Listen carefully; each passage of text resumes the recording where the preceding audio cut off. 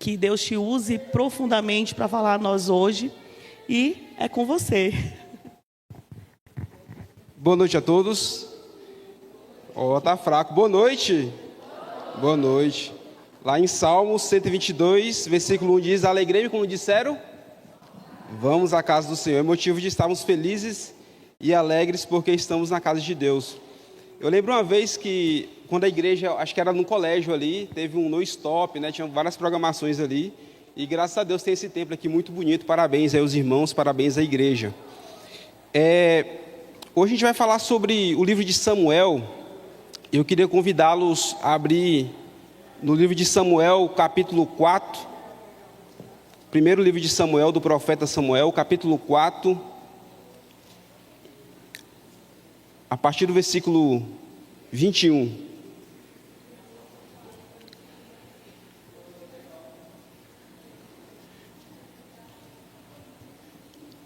Samuel, primeiro livro de Samuel, capítulo 4, a partir do versículo 21. O livro de Samuel foi um livro escrito pelo próprio profeta Samuel, mas boa parte do livro de Samuel ele foi escrito depois da sua morte. Então, provavelmente, teve alguns outros autores ali que discorreu sobre a história no segundo livro de Samuel, boa parte do primeiro livro de Samuel. Então, alguns falam que foi a escola que ele fundou, a escola dos profetas, teve alguns que escreveu. Outros falam que foi um sacerdote, Abinadab, mas o que chega à conclusão é que não foi só ele que escreveu o livro de Samuel. Algumas curiosidades. E o livro de Samuel também mostra uma transição do povo de Deus. Ele saía da teocracia, da dependência de Deus, para agora uma monarquia. Reis ali que governavam e passavam de geração em geração. Mas o nosso foco hoje é entendermos uma parte do início da história do livro de 1 Samuel. Decisões que culminaram em consequências. Toda decisão tem uma consequência. Se é uma decisão boa, consequência boa. O que você planta, você vai semear. Decisão ruim, consequência ruim. E aqui no primeiro livro de Samuel, capítulo 4, versículo 21, diz assim, vamos orar? Feche os seus olhos, vamos falar com Deus. Maravilhoso Deus, estamos aqui com a Tua palavra aberta nesse momento e queremos Te pedir que o Teu Santo Espírito fale conosco e que nossos ouvidos, o nosso coração possa focar nessa mensagem, que possa haver a transformação em nossas vidas, em nome de Jesus, amém. Diz assim a partir do versículo 21 do capítulo 4 do primeiro livro de Samuel: mas chamou o menino e acabou dizendo, foi-se a glória de Israel. Isso ela disse porque a arca de Deus fora tomada por causa do seu sogro e de seu marido, e falou mais, foi-se a glória de Israel, pois foi tomada a arca de Deus. Nesse contexto aqui, havia um sacerdote, um pastor do povo de Israel, o líder máximo espiritual Eli, e Eli tinha 2 filhos, que automaticamente seus filhos iam assumir o sacerdócio do templo, então eles cuidavam do templo também. Só que os filhos cometeram vários pecados contra Deus, e aí Deus fez uma promessa, que iria provavelmente matá-los, e Deus cumpriu, né? E aqui quando a esposa, essa mulher que é a esposa de Finéias, um dos filhos de Eli, quando ela descobre que a arca da aliança foi levada, o seu marido foi morto, seu sogro, o seu cunhado foi morto, automaticamente, ela estava grávida, né? Ela dá à luz um filho e chama Icabô. Foi-se a glória. Mas só que também há um outro contexto, no próprio livro de Samuel, Samuel capítulo 7, versículo 12, diz assim: tomou então Samuel uma pedra e a pôs entre Mispa e Sem, e lhe chamou Ebeneze e disse, até aqui nos ajudou o Senhor. A Bíblia mostra 2 contrastes. Icabô, foi-se a glória, e Ebeneze, até aqui nos ajudou o Senhor. Escolhas e consequências. Icabô, distante de Deus, longe da glória de Deus. Ebeneze, perto de Deus e perto das bênçãos de Deus. E nós vamos entender essas consequências, essas decisões que esses líderes espirituais tomaram e quais foram as consequências que teve, tanto na vida do povo de Israel como na vida desses líderes. Quero convidar vocês a abrir suas Bíblias aí no mesmo livro de Samuel, mas no capítulo 2. a partir do capítulo 2, o versículo 12, nós vamos ver, e aqui é sem forçar o texto, irmãos, vamos ver várias consequências de decisões erradas que o povo de Israel, os líderes de Israel foram tomando, e automaticamente as consequências foram chegando. E isso é um paralelo muito forte com a nossa vida hoje como cristão.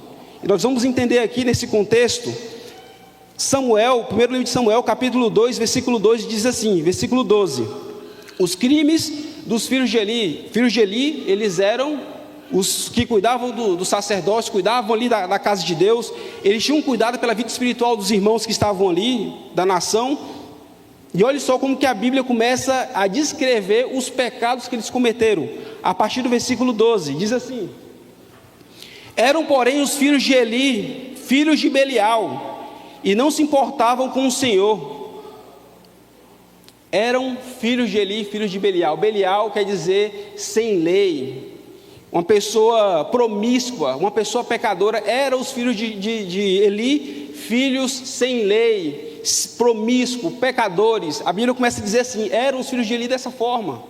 Imagine só, irmãos, homens que eram espirituais, eles tinham a incumbência de cuidar da espiritualidade do povo de Israel, e a Bíblia começa dizendo: eram filhos, Belial, pessoas ruins, pessoas más.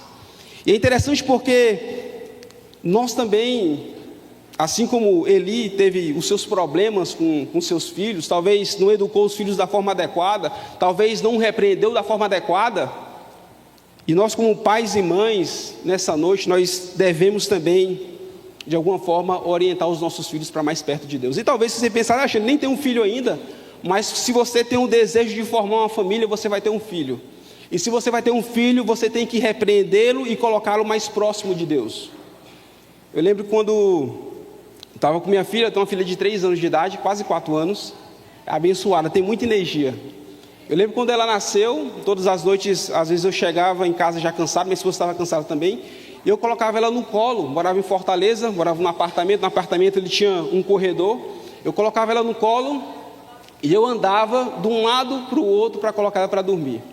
E eu me lembro que eu cantava aquela música, Deus cuida de mim. Não sei se alguns lembram aqui, talvez os mais novos não, mas os mais antigos vai lembrar. Deus cuida de mim, de Kleber Lucas. Deus cuida de mim. Eu cantava essa música toda vez para colocar ela para dormir. Até hoje, de vez em quando, eu canto. Esses dias eu estava em casa, eu comecei a cantar essa música, ela sentou do meu lado e cantou junto comigo. Eu fiquei impressionado, irmãos. Impressionado. Fora isso, nós temos estudado a lição com ela, a Bíblia com ela, temos orado com ela. Às vezes ela prega, às vezes ela ora. É uma forma de colocarmos os nossos filhos mais próximos de Deus. Irmãos, observe essa geração. Quantos jovens aí têm se perdido, pessoas têm vivido de uma forma promíscua. Se nós não colocarmos nossos filhos mais próximos de Deus, decisões ruins eles vão tomar longe do Senhor. Talvez esse foi o erro de Eli, não repreendeu os filhos, não acompanhou os filhos. Um erro que custou não só a vida dos filhos, mas a vida da sua descendência, porque Deus começa a amaldiçoar até a descendência de Eli. Fala assim: ó, seus filhos não viverão muito, irão morrer na mocidade. Deus amaldiçoou os filhos de Eli, a geração de Eli, por causa talvez de decisões ruins quando era criança, porque quando ele foi repreender os filhos já velhos, os filhos nem davam ouvido para ele, Escolhas e consequências. Mas a Bíblia continua descrevendo aqui os vários pecados dos filhos de Eli, e a partir do versículo 14, diz assim, ó: e metia na caldeira, ou na panela, ou no tacho, ou na marmita, e em tudo quanto garfo, e tirava o sacerdote, tomava para si, e assim fazia todo Israel, ali a Siló. Versículo 15, também antes de se queimar a gordura, vinha o moço do sacerdote e dizia ao homem que sacrificava: dá essa carne para assar ao sacerdote, porque não aceitará de ti carne cozida, senão crua. Eles estavam roubando a Deus, irmãos. Eles estavam pegando algo que pertencia a Deus. Eles estavam literalmente roubando a Deus. E eu que pergunto para vocês: o que nós temos roubado a Deus? E talvez alguns vão perguntar: você não diz minha oferta? Não. É mais profundo ainda. Existem os 4 T's, que as pessoas falam. Nós temos roubado a Deus no templo, Muitos de nós não temos cuidado do corpo, que é templo do Espírito Santo. Nós não temos comido direito, não temos se exercitado direito. O templo, o corpo é templo do Espírito Santo. Talvez nós tenhamos roubado a Deus no templo. Talvez nós tenhamos roubado a Deus no talento. Irmãos, quantas pessoas hoje na igreja, não sei se é a realidade dessa igreja, mas a maioria das igrejas, às vezes, tem pessoas que estão fugindo de ocupar alguma responsabilidade na igreja. As pessoas querem distância de cargo. Eu não quero assumir esse cargo esse ano. Eu não quero assumir determinada responsabilidade. Eu tenho meus boletos para pagar, minha vida é corrida. As pessoas estão distanciando das responsabilidades da igreja. O seu talento, a pessoa sabe liderar, a pessoa sabe fazer as coisas conforme o que Deus concedeu a ela, mas ela foge da responsabilidade. Tem roubado a Deus nos talentos. Tem pessoas que sabem cantar, sabem pregar, mas no convite ela foge da responsabilidade. Muitas pessoas, não sei se é a realidade dessa igreja, mas a maioria das igrejas que eu frequento, isso tem acontecido. E até falo por mim assim, porque mais ou menos 1 ano e meio atrás, as pessoas me convidavam para pregar, eu me distanciava, irmãos. Eu não queria pregar, me convidaram para o cargo da igreja, eu não queria cargo da igreja, porque como a maioria dos adultos, né, a gente tem os boletos para pagar, a gente tem as responsabilidades, mas Deus foi me forçando de alguma forma que eu tenho que aceitar. Eu entendi que Deus estava querendo me salvar. Todo momento que alguém me convida para pregar, eu tenho aceitado pregar. Toda vez que alguém me convida para ser algum líder de igreja, eu tenho aceitado ser o líder de igreja, porque eu entendo que esse chamado, porque Deus quer me salvar. Então pare de roubar a Deus nos seus talentos. Se Deus te concedeu o dom de pregar, pregue. Se Deus te concedeu o dom de cantar, cante. Se Deus te concedeu o dom de liderar, lidere. Pare de roubar a Deus nos seus talentos. Nós temos roubado a Deus também, irmãos, não só nos talentos, mas também no tesouro. Dê a Deus o que é de Deus. Se Deus te abençoou, devolva o que é de Deus. Se Deus te abençoou, devolva o que é dele. Pare de roubar a Deus. Nós temos roubado a Deus também no tempo. Eu sei que todo mundo aqui deve estar na correria, né? Eu vi uma pesquisa recentemente que mostra que as crianças de 13 a 14 anos, antigamente o jovem adventista saía da igreja com mais ou menos de 20 a 21 anos. Hoje, com 13 e 14 anos, já estão se dispersando da igreja, porque a criança ali de classe média, ele já tem muita responsabilidade. Aí ele vai para a escola de manhã, às vezes à tarde ele tem a natação, ele tem ali a aula de inglês, ele tem uma aula de reforço, e quando chega no final de semana, ele não quer ir para a igreja, irmãos. Ele está cansado, às vezes ele chega, ele senta ali, não quer ouvir. Às vezes vai para o clube desbravador, o clube desbravador não tem aquela dinâmica, ele também não quer participar. E com 13, 14, 15 anos, eles já estão se desligando da igreja. Então, irmãos, nós devemos, de alguma forma, exercer o nosso tempo para Deus, mesmo não tendo um tempo. Nós temos que dedicar um tempo para Deus. Mas os pecados aqui da família de Eli, ele continua descrevendo a Bíblia aqui, o profeta, e a partir do versículo 22, diz assim: era, porém, já Eli muito velho, e ouvia de tudo quanto... Era, porém, Eli já muito velho, e ouvia de tudo quanto a seus filhos faziam a todo Israel, e de como se deitava com mulheres que serviu à porta da tenda da congregação. Irmãos, eles eram homens de Belial mesmo. Eles estavam se deitando com várias mulheres, pecadores, irmãos. Eu sei que hoje tem muitos jovens que, será se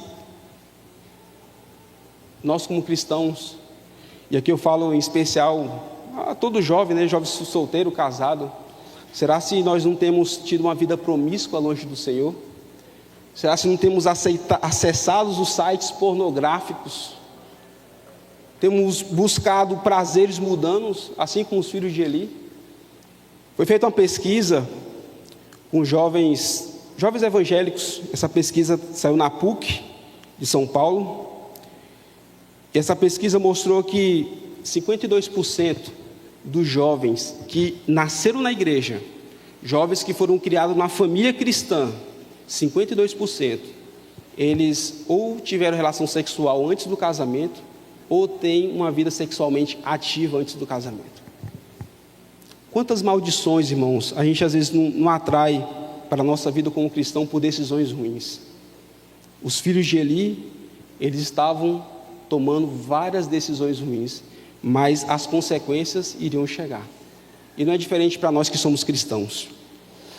Mas continua aqui os pecados de Eli, a partir do versículo 25, diz assim: pecando um homem contra o próximo, Deus lhe será o árbitro. Pecando um homem contra o Senhor, quem intercederá por ele? Entretanto, não ouviram a voz de seu pai, porque o Senhor os queria matar. Pecando um homem contra um homem, Deus pode ser o árbitro, mas pecando contra Deus, quem que poderia ajudá-los? Deus os queria matar. E agora o povo de Israel enfrentando essa situação, uma crise espiritual. Imagine só, os líderes espirituais estavam ruins, de mal a pior. Imagine como que não estava o povo, como que não estavam as pessoas que eles lideravam, as pessoas que eles cuidavam espiritualmente. Com certeza estariam muito ruins espiritualmente. E aí começa a acarretar uma série de consequências ruins. A partir do capítulo 4, nós vemos que os filisteus, eles derrotam os israelitas, e nessa derrota, Ofni e Finéias, os filhos de Eli, eles morrem. A arca da aliança é levada para os filisteus. E agora os filisteus, estando com a arca da aliança, o povo de Israel, agora cativo ali dos filisteus, e ele começa a entrar em desespero, e o povo começa a viver sobre o jugo dos filisteus, por más decisões. E não foi por pouco tempo, não, irmãos, foi por muito tempo que eles viveram nessa situação. Mas só que Deus estava levantando um jovem segundo o seu coração, Samuel. E agora o povo, depois de sofrer quase 20 anos de repreensão, sofrendo na mão dos filisteus, os filisteus também sofreram, porque levaram a arca estava com os filisteus, eles colocaram dentro do santuário dos deuses dele, essa arca, mas o Deus dele se curvava diante da arca, caía com a cara no chão, depois eles levantaram, no outro dia amanheceu com a cabeça cortada, os braços cortados. Eles não aguentaram ter a arca da aliança, porque Deus começou agora a fazer com que eles tivessem doenças ali, do câncer, ratos, e eles devolvem a arca da aliança para o povo de Israel. Samuel recebe essa arca da aliança, e agora o povo fala assim: Samuel, nós não queremos mais ser cativos desse povo, nos ajude, por favor, Samuel. E Samuel fala assim: sim, posso ajudá-los. E agora entra a parte do Ebenezer. Samuel fala assim: Deus pode nos ajudar. Versículo 7, capítulo 7, a partir do versículo 3, Samuel fala assim: se vocês querem as bênçãos de Deus, se vocês querem estar próximos de Deus, vamos então seguir o passo a passo. É a partir do versículo 3, Samuel diz assim: falou Samuel a toda a casa de Israel, dizendo: se é de todo o vosso coração que voltais ao Senhor, tirai dentro de vós os deuses estranhos e os astarotes, e preparai o coração ao Senhor e servi a Ele, e Ele vos livrará das mãos dos filisteus. Tirai os deuses dos templos. Astarotes era um deus da fertilidade, era o deus do sexo. Olha como esse povo estava vivendo, irmãos. E agora Samuel fala assim: vamos fazer uma renovação. E o povo atende o chamado de Samuel. Eles começam a tirar todos os deuses, eles começam a arrepender dos seus pecados, eles começam a se voltar a Deus. E a partir do versículo 6, Samuel continua. Versículo 6 diz assim: e congregaram-se em Míspa, tiraram a água e derramaram perante o Senhor, e jejuaram aquele dia, e ali disseram: pecamos contra o Senhor. E Samuel julgou os filhos de Israel em Míspa. Eles agora jejuaram, agora eles confessaram os seus pecados, agora eles estavam se voltando para Deus, e eles continuam ainda, falam assim: Samuel, não pare de interceder por nós, porque nós queremos se voltar ao Senhor. E agora o povo começa a se arrepender, e a partir do versículo 12, Samuel diz assim: tomou então Samuel uma pedra, e pôs entre Míspa e Sem, e lhe chamou Ebenezer, e disse: até aqui nos ajudou o Senhor. E acabou o Ebenezer. Sem a glória de Deus, sem a presença de Deus, ou com a presença de Deus. Se nós queremos receber as bênçãos de Deus, devemos tirar os ídolos dos nossos corações, devemos jejuar e arrepender dos nossos pecados. Quer colher as bênçãos de Deus? Ou quer ser um Icabô, longe da presença de Deus? Decisões ruins, consequências ruins. Decisões boas, consequências boas. Eu lembro que quando eu estava na faculdade, todo início de semestre, assim, quando era mais ou menos em março, os pastores, eles iam no seminário lá e começavam a fazer os convites para a gente fazer as semanas de orações, né, em várias regiões ali. Eu estava no Nordeste, e aí um colega de sala de aula falou assim: Alexandre, tu quer ir para Sergipe? Eu falei: cara, quero, não conheço Sergipe. E aí aceitei ir para Sergipe. Só que sempre a gente ouvia as histórias dos colegas falando que quando eles iam fazer as semanas de Calvário, naqueles momentos ali mais ou menos em final de março para início de abril, eles terminavam a semana de oração, eles eram abençoados ali pela igreja, né? Alguns ganhavam terno, outros ganhavam um valor em dinheiro. E eu achei interessante, né? Eu falei: cara, deve ser um momento muito bom, esse momento de Calvário. E aí eu aceitei para Sergipe, e eu fui para uma cidade chamada Nossa Senhora da Glória, lá em Sergipe. E eu cheguei na cidade e falei: olha que cidade bonita, né? Mas aí o pastor falou assim: Alexandre, tu vai para outro lugar. E aí, beleza, aguardei o ancião chegar. O ancião chegou, ele estava de moto, uma motozinha 1900 e bolinha, com uma bundinha quadrada, eu com a mochila nas costas, o terno do lado. E ele: muta aí, meu pregador. Montei na moto, coloquei o capacete e fui. Eu sei que a gente foi indo, acabou o asfalto. Começou a entrar assim numa estrada de lama, e nós fez assim: eu vou cair aqui. Era um senhorzinho muito simpático, um homem de Deus. E eu fui parar no interior, no sertão do Sergipe, sertão sergipano. De dia é quente, de noite faz frio. E do lado, a igreja era uma igreja muito bonita, e o ancião morava do lado. Aí o pastor falou assim: não, ancião, deixa ele ficar na igreja. O ancião falou: não, vai ficar na minha casa. A casa do ancião era do lado da igreja. A casa do ancião era uma casa, as paredes eram de barro com madeira, o telhado era de uma palha com velaria, com telha.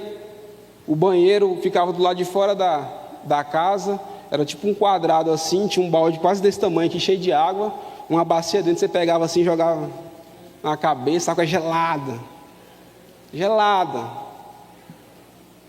de manhã comia cuscuz com ovo, de tarde, de meio-dia, cuscuz com carne, de noite, cuscuz com manteiga. E eu me perguntava assim: por que eu vim parar aqui? Pensei que ia para Sergipe, ficar na igreja legal, e assim, irado com Deus, assim, chateado com Deus. Os irmãos bem simples mesmo. Mas no decorrer dos dias que eu estava ali, eu comecei a perceber por que Deus me levou para ali. Coração carnal, irmãos.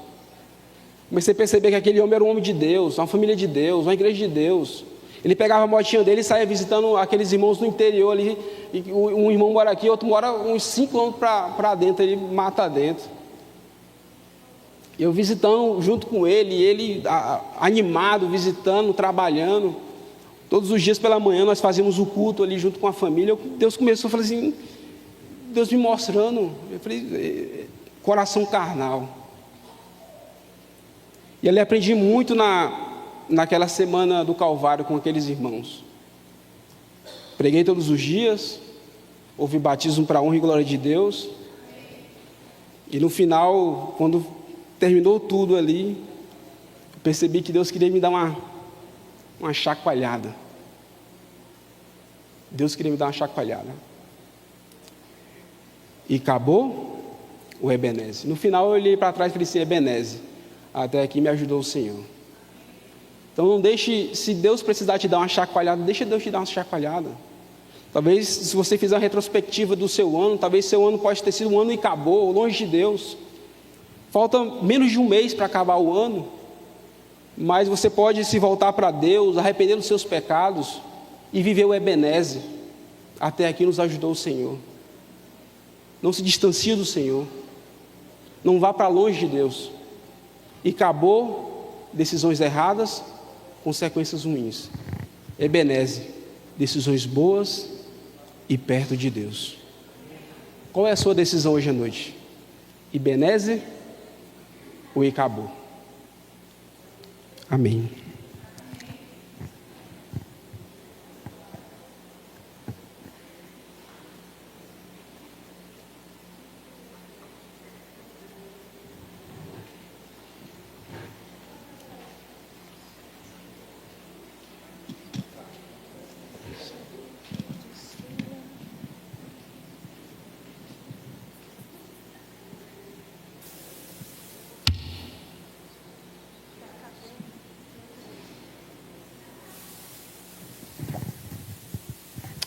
Jesus.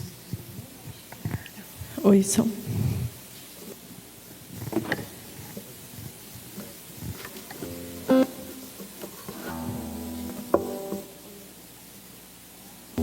Oi, som.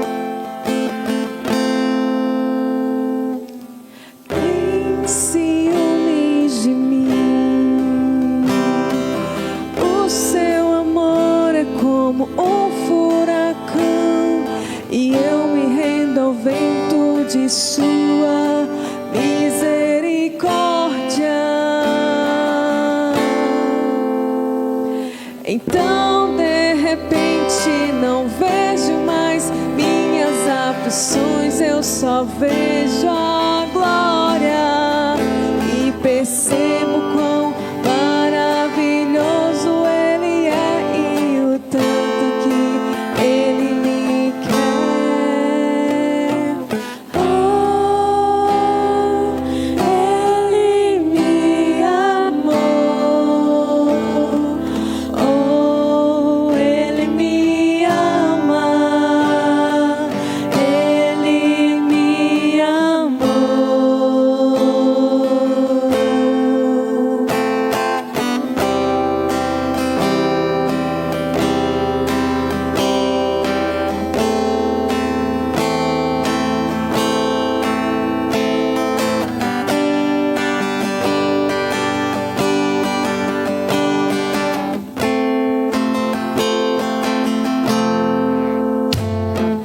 Tem ciúmes de mim.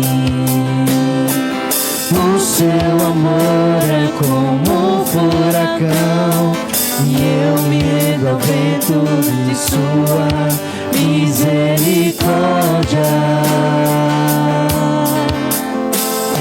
Então, de repente, não vejo mais minhas aflições, eu só vejo a glória. Percebo quão maravilhoso Ele é e o quanto que Ele me quer.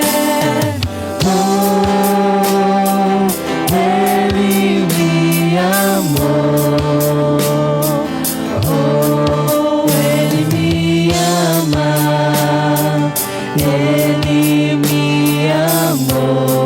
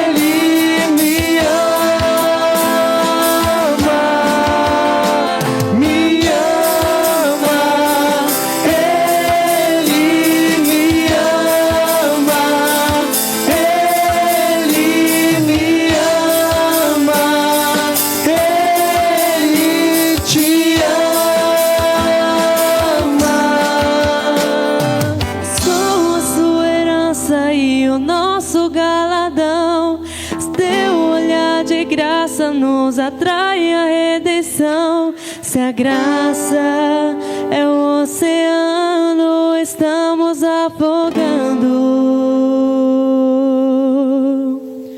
O céu se une à terra com um beijo apaixonado. Meu coração dispara e meu peito acelerado. Não tenho tempo pra perder com ressentimentos quando penso que Ele me ama. Ele me ama. Ele me ama. Ele me ama. Me ama. Ele me ama. Ele me ama. Ele te ama. Oh, Ele me amou. Oh, Ele me ama. Ele me amou. Diga isso. Oh, Ele me amou. Oh, Ele me ama. Amém. Amém. Fique de pé, quero orar com você.